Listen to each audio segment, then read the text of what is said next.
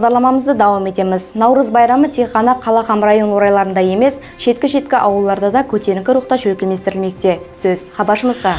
Түнкіс қаласынан ұзақта жайласқан Бестөбе мәкан пұқыралар жиыны тұрғылары Наурыз байрамын өзгеше тәрізде белгілемекте. Аймаққа келер екенсіз байрам тамашаларына, сейірлеріне һәм милли көргізбелерге көзіңіз түседі.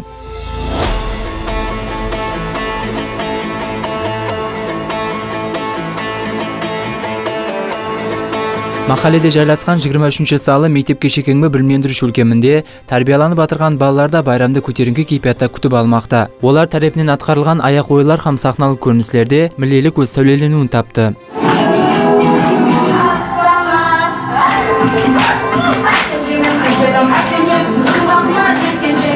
Әлем сенің менен нұрға толады Наурыз сүрені астындағы байрам ләждары бүгінгі күнде республикамыздағы міне осындай әрбір махаллесінде болып өтпекте. Себебі ұлыстың ұлы күні есапланған Наурыз байрамы инсандар арасында мейірім шапатлылық, қайыр сақуатлылық орталығын және де бекемлеуде, өзара достық, ауызбіршілік, миллетлер аралық татулықты және де күшейтуде айрықша орын иелейді.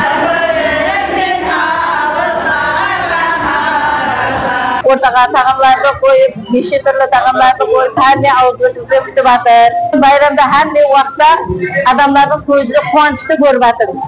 Қуаныш болса бәрі зат болады. Ойын күлкілерді өткеріп атырмыз, апалар, жас үлкендер бәріміз. Милли үрп әдет һәм дәстүрлер, әзел-әзелден мирас болып кетірған ойлар һәм милли бұйымлар көргізбесі. Бұлардың хаммесі шын мәнісінде аймақ тұрғыларына байрам кейпиятын бере алды.